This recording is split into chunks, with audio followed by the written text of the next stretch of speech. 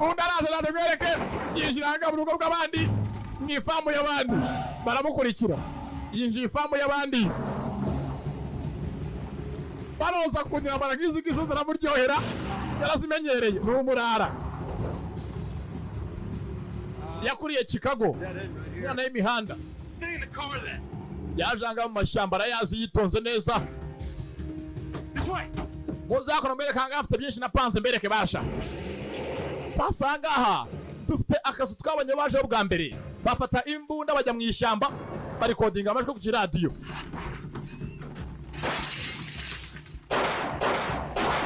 arabarasa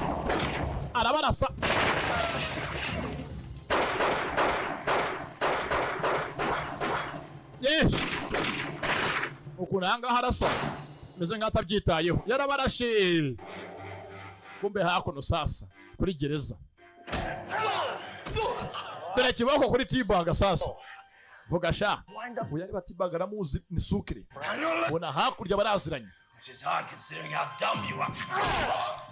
Bwachi cucuwe bari he bagenzi bawe. I want everything you can find on the men who escaped, and I want it immediately. Nyene amakuru yose mwashaka ko bacize busanga gereza bose amakuru yose ndakeneye kandi byihutirwa.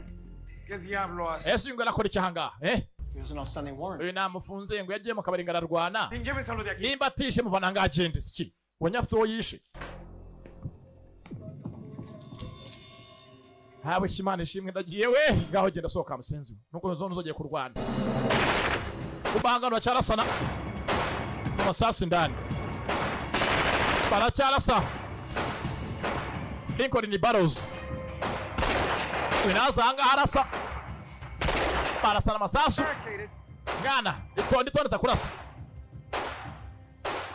Hako se ayo masasu arasa gutyo. Na kintu barasa nayiki. Uyarahaguruka kwatandasara. Avani Morgan Gretchen. Get back! All that fire and they only hit. Baretse wimva. Nakuna masasu ngose yabarimo kurasa muri kano kanya warashe atatu yonyine ubasubiza ntago bishoboka.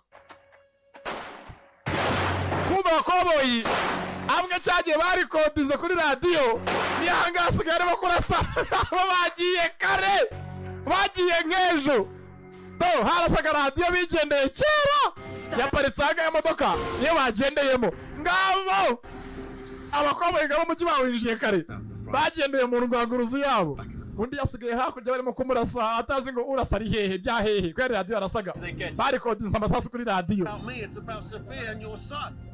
Michael, tell him these people won't just let us walk away. We already had this discussion back at the visa. Sasa ngaha wisiramu kwa byinshi bamutanjanye babica wewe ni munanga rere umuryango wanyu wewe bavuga byinshi. Making a terrible mistake. Bana bo ntago bavuga byinshi mva dutuze hamagara polisi uwe tuza ariko se. People might die